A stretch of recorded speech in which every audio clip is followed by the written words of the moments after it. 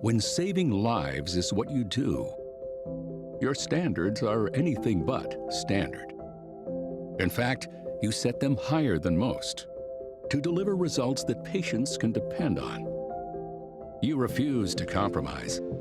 We couldn't agree more. We are Edwards Life Sciences, and like you, we believe that good is never good enough. Rising to the challenge of today's TAVR patients isn't just a mission, it's a commitment. And because you set a higher standard, we set our sights on meeting you there. Welcome to the higher standard, your standard. Learn more at edwardstavr.com.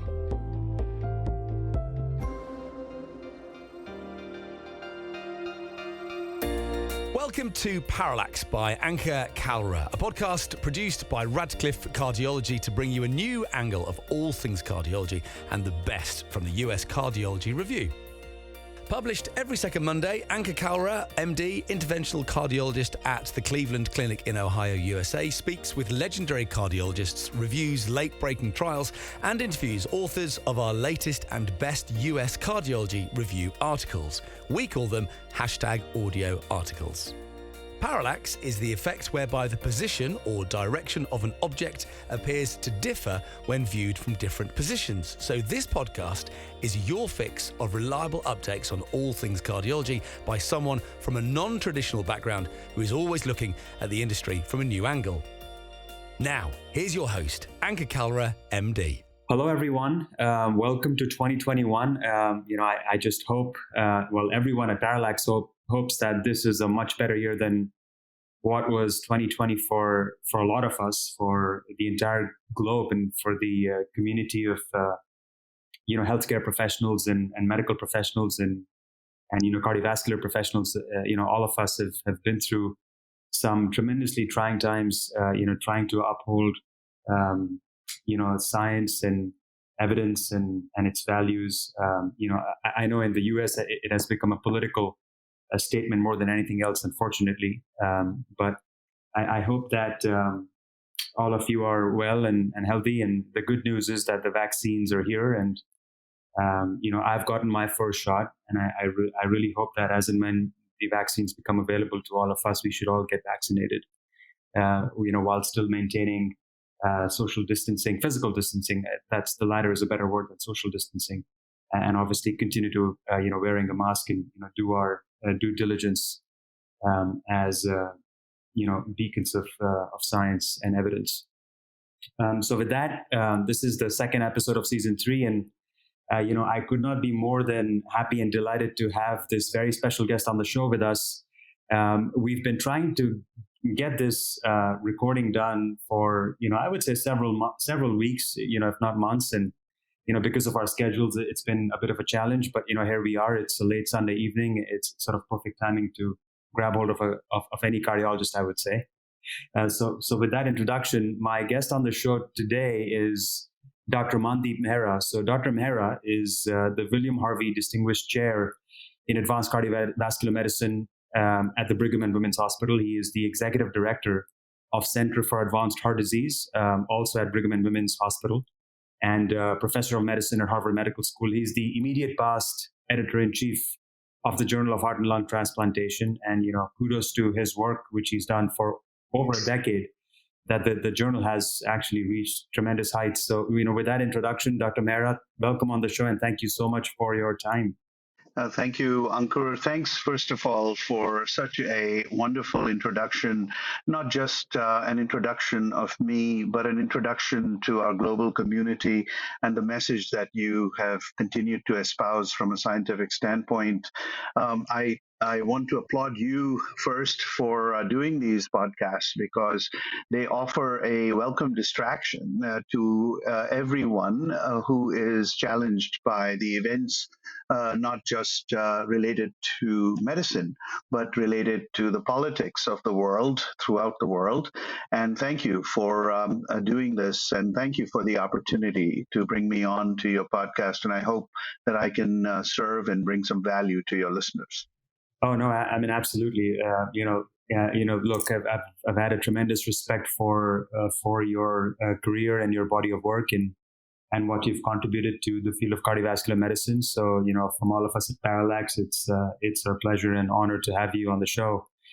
So, Dr. Mehra, I usually start my episodes by, requesting or asking questions from our guests, as to how it all started. I mean, anyone who reads, your signature would be inspired and would want to know more about your journey as to how you got to where you are now. But I know the journey started in India, so why don't you take back to where it all started? Thank you, Ankur.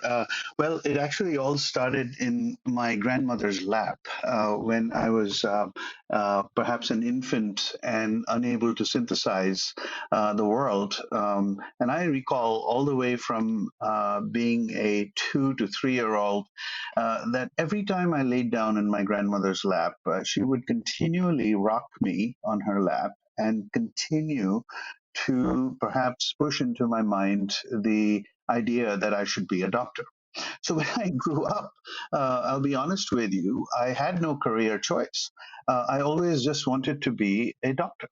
And that was it. It was ingrained in me. And when I grew up, I was very drawn to the values of people like Mahatma Gandhi, Rabindranath Tagore, and Mother Teresa.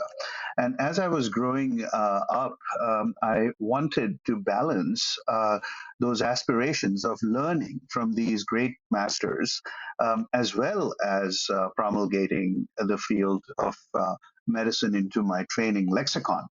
And so I was very fortunate in India after I was educated in Bombay and partly in Simla that I applied to a medical school that was part of Nagpur University, but established in Sevagaram Ashram, which is Mahatma Gandhi's ashram, called Mahatma Gandhi Institute of Medical Sciences.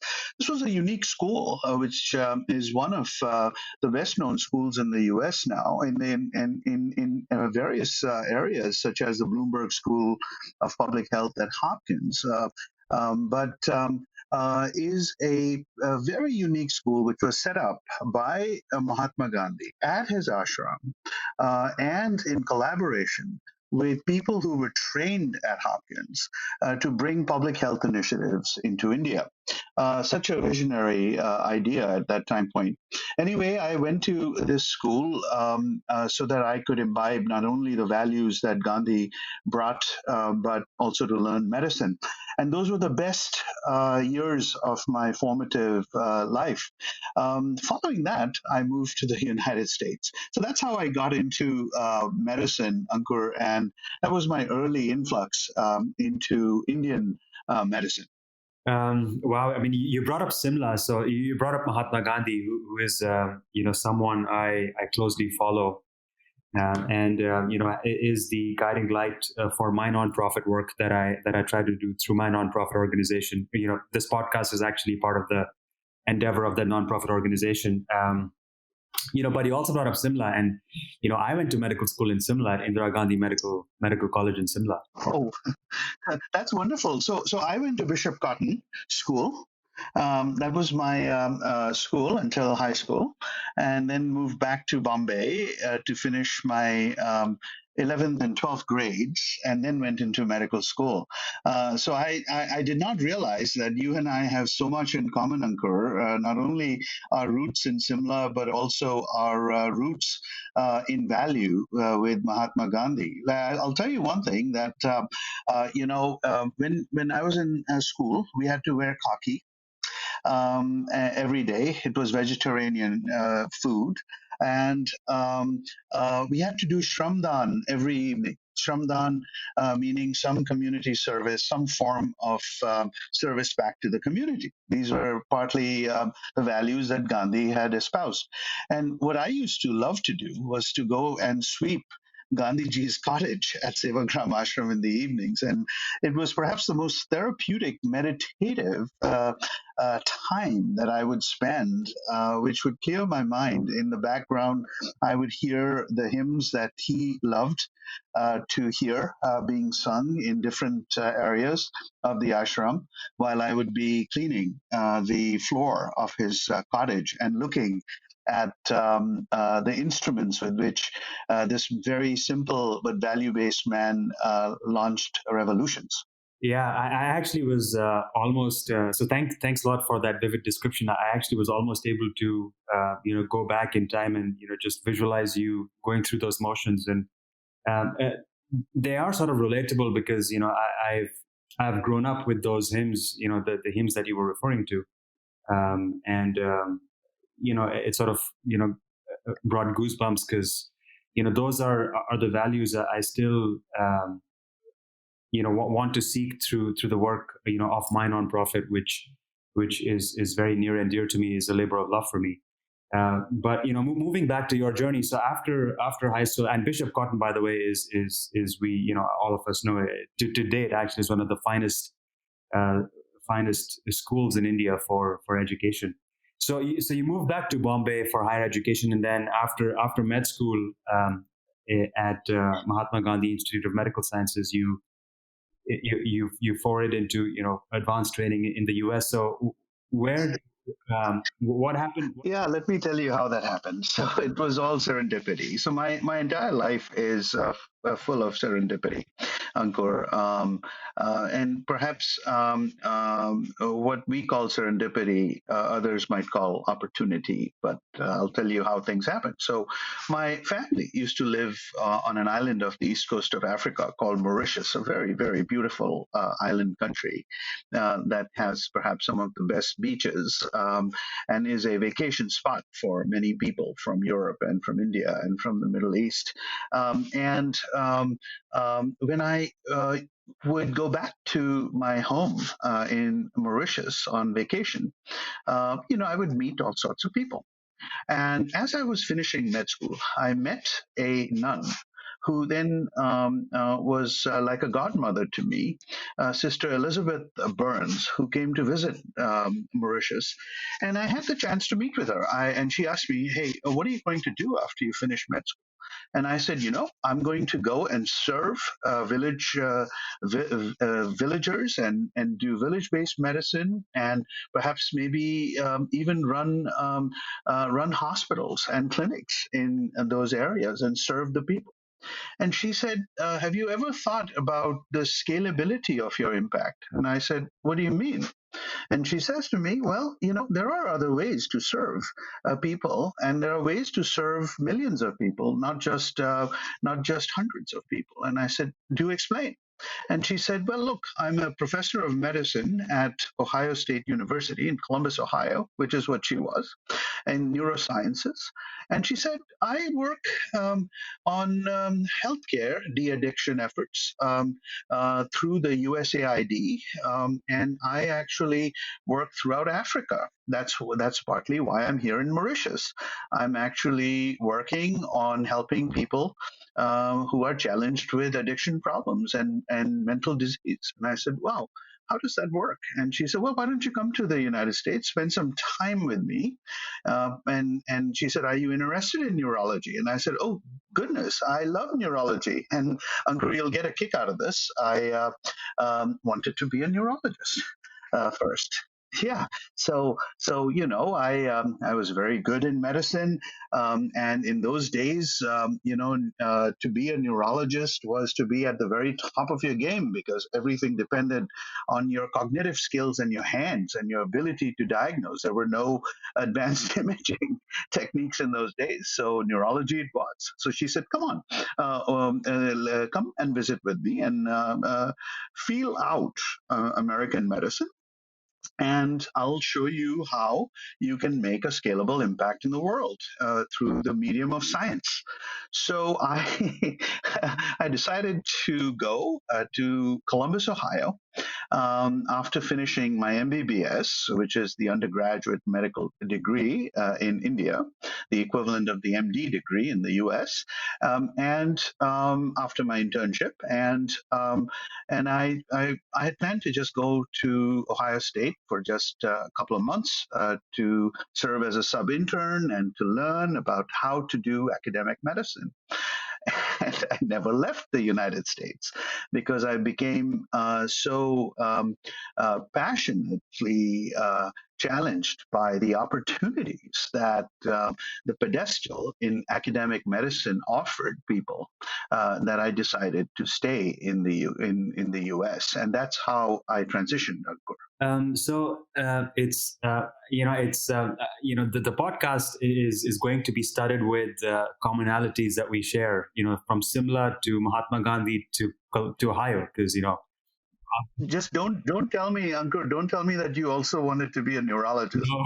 That would just kill me right now. No, never. I actually wanted to be a cardiothoracic surgeon, and I changed my mind when I was in fourth year of medical school. I was just enamored by the problem solving capability of an internist, and But as a smart structural interventionalist, now you are part surgeon, part physician, which is perhaps the luckiest that anyone can be. Yeah, no, I actually, I agree with you. I feel very grateful for what I do, and the opportunities that I've been given in this life to pursue. They bring a lot of joy and satisfaction to me. But I brought up Ohio because that's where I have been over the past, I think, almost 4 years this summer in 2021. So my question to you was: did you then do residency at Ohio State? Yeah. So I went to I did my sub internship at Ohio State in neurology and neurosciences, and I had decided, Ankur, that I wanted to basically do research in and you won't believe it. This is the late '80s, and I was planning to do gene therapy work in Duchenne's muscular dystrophy at that time. That's what I decided. I said I'm going to get a PhD in neurosciences, and so I got into that program. And then as I was doing my sub internship, I developed some mentors at Ohio State who basically said, you're pretty good clinically. Why would you go into research right off the bat? And why neurology? Why don't you keep your options open? So I got influenced, and it became very clear after I started looking at the clinical state of neurology in the mid to late '80s. Of course, as you might imagine, there was a lot that you could do in charting the natural history of disease, but not a lot that you could do in modifying the natural history of disease. And you'll know that the '80s were perhaps the Renaissance years when randomized clinical trials were in cardiovascular medicine were taking off with fervor. And my colleagues at the Brigham, like Mark Pfeffer and Gene Braunwald and others, had just been trailblazing in doing clinical trials and introducing the transition point from symptom-directed medicine to disease-modifying therapy in cardiovascular medicine. So I became pretty excited, and I went ahead and did my internal medicine training in Columbus, Ohio, and then transitioned to cardiovascular training in New Orleans at the Ochsner Clinic. So cardiovascular disease fellowship at Ochsner, and I may be wrong at this, but correct me if I'm wrong. The subspecialty fellowships into like advanced heart failure and transplant cardiology may not have been existential at the time you graduated, right? No, and I'll tell you. So I went. Well, this may get very interesting, but I went to New Orleans on a whim. I was actually a chief resident, and so I was at the APTIM meeting in New Orleans, enjoying the French Quarter with other program directors and chief residents, when a call came, and my wife called me from Columbus, Ohio, and she said, I just got a call from a place called the Oxnard Clinic, and they'd like to interview you for cardiovascular medicine. So I said, hey, that's funny. I mean, I'm in New Orleans. All right, well, I'll go and interview. So I went in and interviewed, and I was just so taken in by the patient centered culture, by the multi specialty approach that this institution had, and by their focus on patient directed research questions that were then answered through the medium of clinical research, and the fact that they were a full service group. So Ankur, you'll understand that in those days, Chris White and Steve Ramey had just come to the Oxnard Clinic, and you know them as interventionalists who have pushed the mantle of interventional cardiology, particularly peripheral vascular interventions, like no one has. And Oxnard was a full service institution, and I got very attracted to that. And I said, this might be a good place for me to do my fellowship. So I moved there, and I initially wanted to be an interventionalist.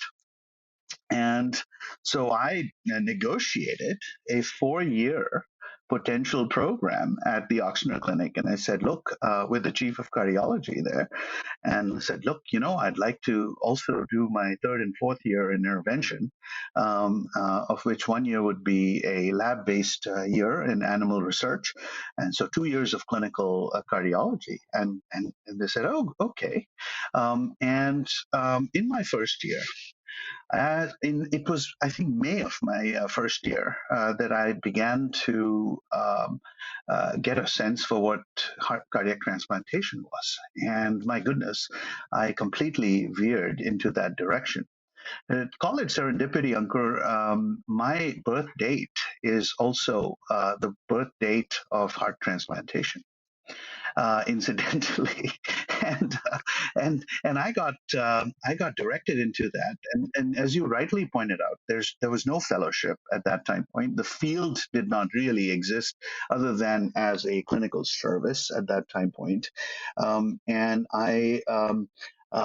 Really liked it, and I sat down with my mentors there, and I said, I'd like to craft a training program for myself.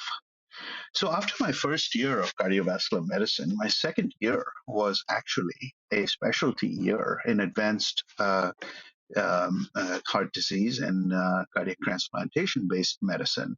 I did 6 months of basic science research in transplant medicine and 6 months of a fellowship in my second year of fellowship. And in my third year, I continued a clinical year. And so I then graduated my cardiology fellowship predominantly as an advanced heart failure expert. And then I stayed on at the Oxnard Clinic right after they were flexible enough to allow me to train in the field that I consequently began to love.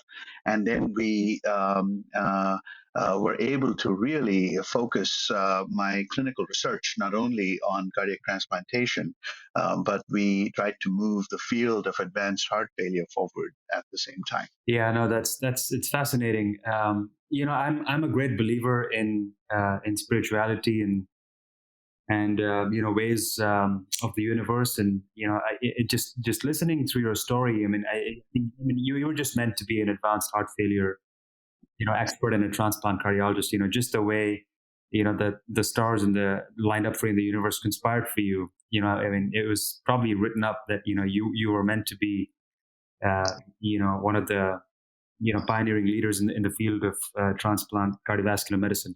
Well, I appreciate you saying that, Ankur, but the field was quite nascent at that time point, and the challenges which still exist were many, but they were very exciting. And I'll tell you one thing that really veered me in that direction was that I could sense that cardiology was fractionating itself back in the 90s into these silos of electrophysiologic medicine and interventional cardiology. cardiology and echo-based non-invasive cardiology.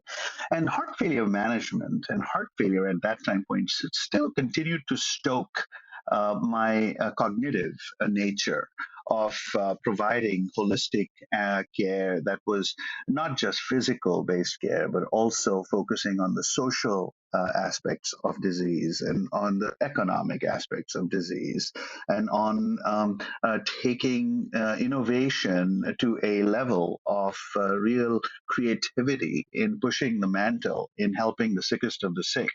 So that was one of the things that truly attracted me to that field, and it still continues to inspire me every day. Yeah. So after having spent time at Osler Clinic for I don't know how many years, what was the how was the journey then into Brigham and Women's? Yeah, I look at my journey in three phases, Ankur. So my first formative phase was really at the Ochsner Clinic, where I became an advanced heart failure expert. And during that time, in partnership with my interventional colleagues like Dr. White and Hector Ventura and other wonderful colleagues, I basically really moved the clinical research portfolio with transplant-based research, particularly looking at the notion of cardiac allograft vasculopathy. During that time point, we also, on the advanced heart failure side, discovered what is now known as the obesity paradox. And we did some early natriuretic peptide research where we, in fact, showed for the first time, the suppression of BNP in obese patients, which now is considered a norm. So, it was a very, very exciting time. And one of the mentors at the Ochsner Clinic was Ed Froelich. And Ed Froelich, as you know, is a hypertension expert and perhaps one of the loveliest mentors that one could ever have. Ed Froelich's mentors are people like Hector Ventura, but also people like Mark and Janice Pfeffer, who are at the Brigham. And so I enjoy that lineage of continuity in mentorship through the basking influence of such colleagues.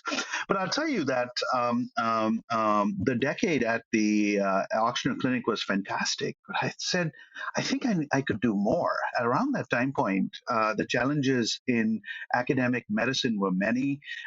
People were seeing the fracture of the true academic model of medicine in terms of RVUs and the insurability, and cardiology was no longer the traditional cash cow in those days, and insurance challenges were really challenging the very mission-based capability of academic medical centers to perform their protective mechanisms in education and research. And so I then said, maybe I should go in and be a chief of cardiology somewhere. So my second phase was actually in Baltimore, Maryland, that you may not know about.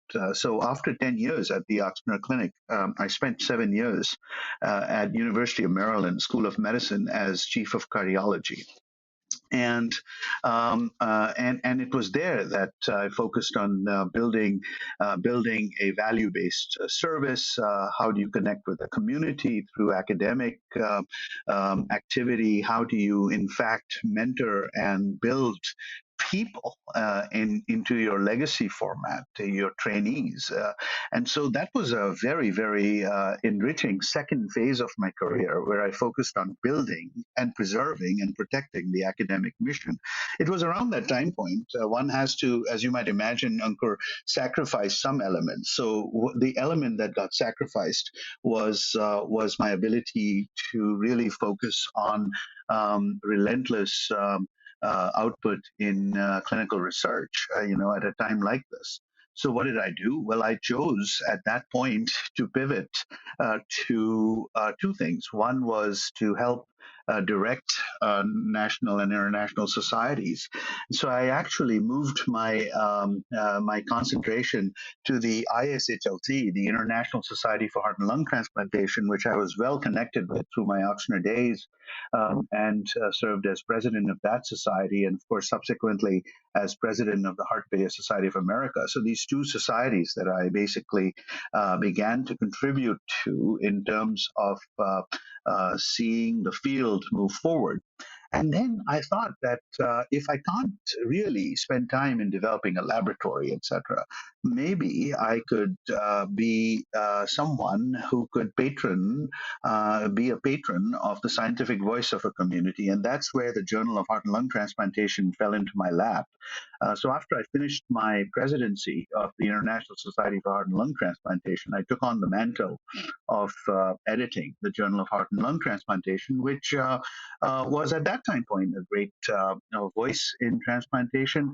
But I was very fortunate to build it into the number one transplant journal in the world, and perhaps one of the top 3 surgical journals in the world, and a top 10 cardiovascular journal in the world, and a top 5 respiratory journal in the world over the last decade.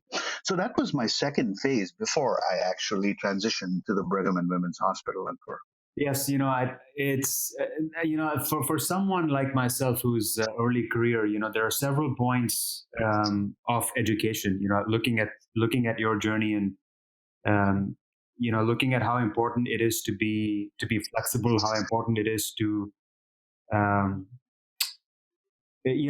basically the overarching lesson is, and this is a lesson that I sort of remind myself every day is I get up every day in the morning and say to myself, opportunity is where you are. So because I hear a lot of people, friends and some of the senior colleagues, some of the junior colleagues, because I think at any point in time, and we've discussed this in this podcast, with other speakers, the journey and the career in medicine is so long that at any given point in time, you could either be a mentee or you could be a mentor. You basically wear both those hats, right? You are both a mentee and a mentor. So, so I've heard that, I've heard several people say, I'll probably wait till I'll probably wait to, sort of launch this initiative of mine, or sort of, do X, Y, or Z when I am at X, Y, or Z place.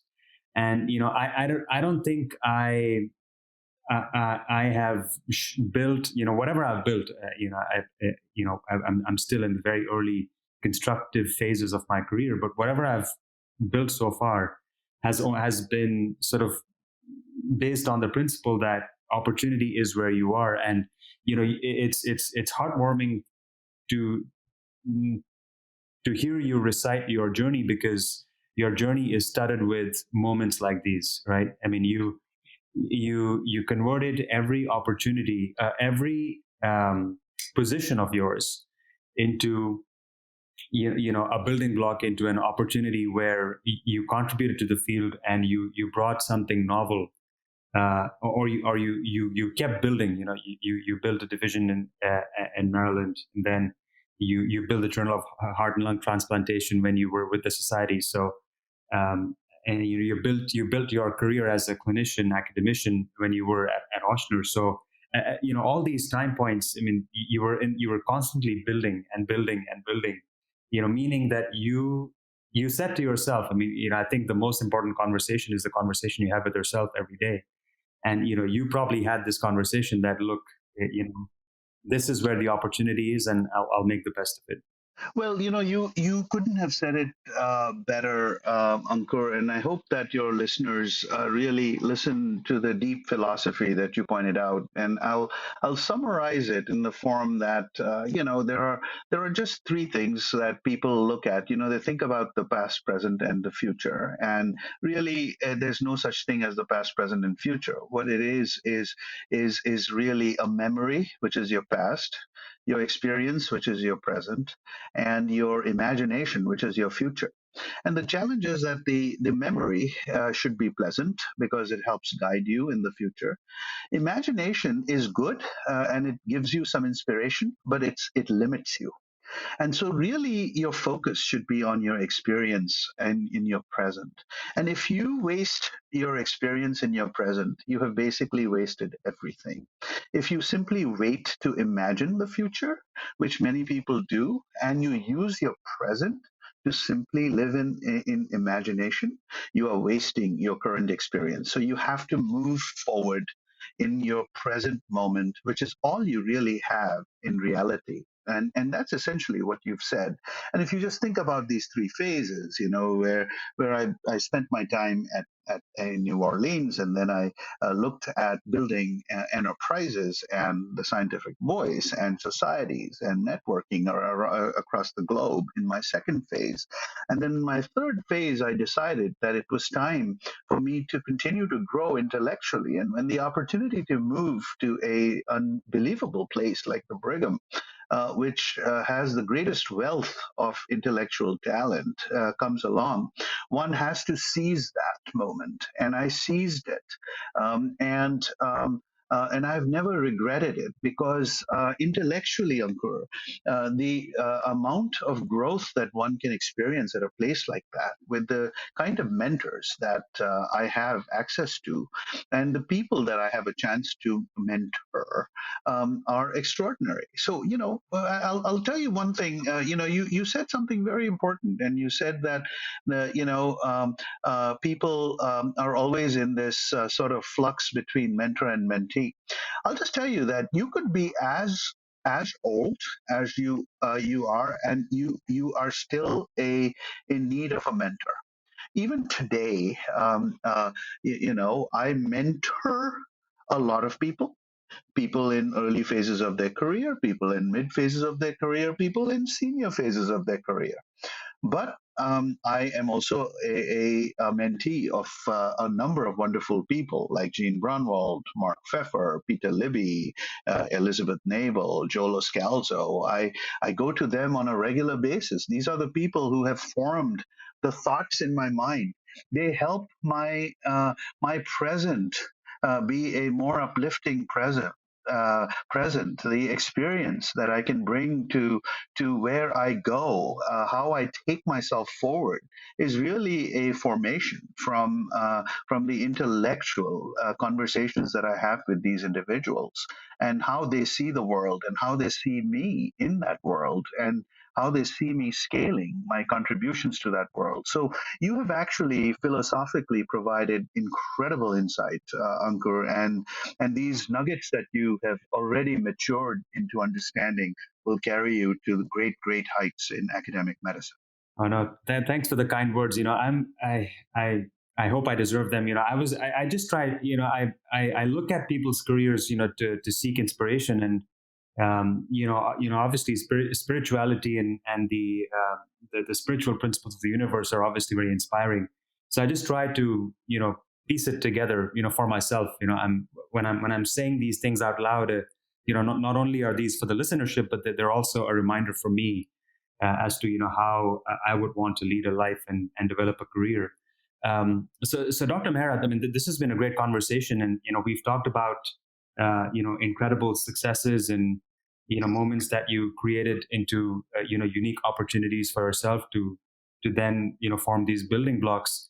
I'm sure you would have experienced some incredible challenges through this through the journey. And my question to you is not for a particular challenge per se, but overall challenges and hurdles and failures. How do you deal with them at a personal level, and Yeah. How do you sort of recalibrate yourself? Look, Ankur, I don't look at life as a series of successes or failures. If you start to do that, then you basically look at life in either optimism or pessimism. And people who do that live a very dichotomous life, and they in fact then take their optimism and poison it with their pessimism. I don't do that. I keep moving forward. I have a very strong belief that my experience and my forward movement is all that is real. Everything in the past is an experience from which I have to learn. It's a memory, and that memory should inform my decisions, which should become better as we grow forward, and that I should not be limited by my imagination. So yeah, have I experienced challenges in my life? Of course, there are so many challenges. You have challenges as you're moving an academic career on your life. Things challenge you. I lost my mother in my arms in New Orleans in 2004. You can imagine a hotshot academic cardiologist, and his mother comes in, knocks on the door at 5 a.m. in the morning, and says, I'm feeling a little discomfort in the chest, and I'm thinking, this is some indigestion. What did you eat last night, Mom? And as I utter those words, she basically falls to the ground and requires resuscitation in my hands. And I try to resuscitate her, and I can't.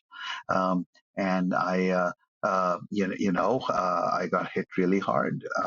I could have gone into a deep depression from that, but no, I chose to try and recreate some of the hidden symptoms that she was expressing over the previous few weeks before this happened. And I learned how to pick up heart disease in women.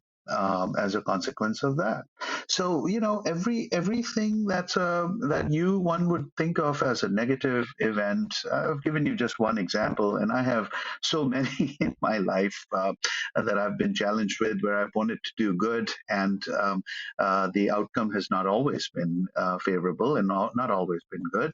But as long as I can be righteous, as long as I can maintain the highest levels of my integrity, as long as I can learn from those episodes, I continue to move forward, and I continue to make the best of it, and I continue to see forward thinking. I therefore don't look at it as success or failure at all, Ankur. I don't look at the world in a dichotomous manner. Yeah. So again, I mean, I'm just gonna keep tying these to the spiritual, lessons that I have learned, or I keep reminding myself, and that is the foundational principle of the Bhagavad Gita. The Bhagavad Gita says that you have to learn to live a life of equanimity, and not identify yourself with either success or failure based on what the results of our actions are, because the same action which could be a very positive result for X, Y, or Z could be an extremely negative result for someone else. And you may get praises for the same action by those who think the action is positive, and you'll get a lot of criticism from those who think that the action is negative. But in all of it, you don't have to change who you are. You don't have to identify yourself either with the positive connotation or the negative connotation. As you very eloquently said, just keep moving forward. And as long as you, in the heart of hearts, know that you've done, you've stood by what's right, and you are moving in the right direction and continuing to do the work that you've been born to do, which in Hindi or in the language of the Gita we call dharma, then you're fine. Then you're going to be fine. You have expressed a lesson in spirituality, but that same lesson in spirituality was expressed by one of the world leaders in medicine, the person who brought medical training to its current formation, Sir William Osler, who you might remember wrote a book called Aquanimitas. And aquanimitas, when translated from Latin into English, means unflappability. And he believed that the most important attribute of a successful physician is unflappability. Unflappability during failure, and unflappability during periods of ecstasy that we sometimes face, which we call success, and unflappability during any crisis. And I think that perhaps he was enlightened enough, in the same manner as you are enlightened enough, to have expressed from one of the most important celestial songs in Indian spirituality, the Gita, which is basically a celestial song, if translated into English. And you have expressed that so very well as a form of aquanimitas, which is the principle by which we should all uphold our values in medicine. Yeah, no, it's been a great conversation, Dr. Mehra. It's been absolutely fascinating to have you on the show.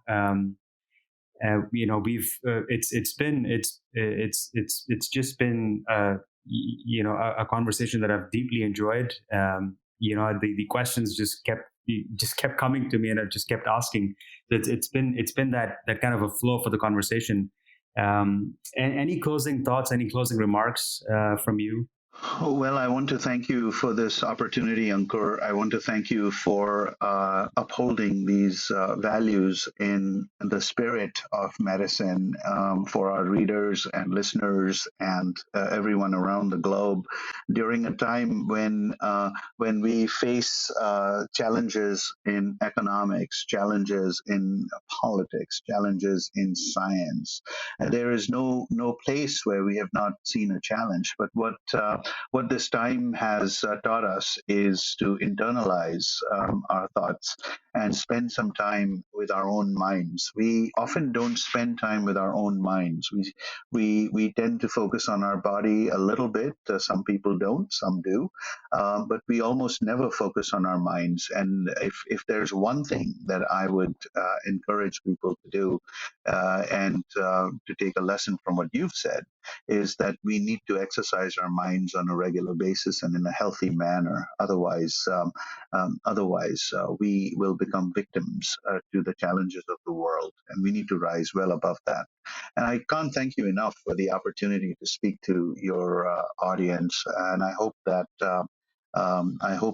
I continue to learn from people like you and from my mentors who continue to intellectually push me to greater levels of excellence, things that I don't even wish to imagine, because imagination is simply a deterrent in understanding the great potential of humanity. Thanks again for your time. Thanks so much.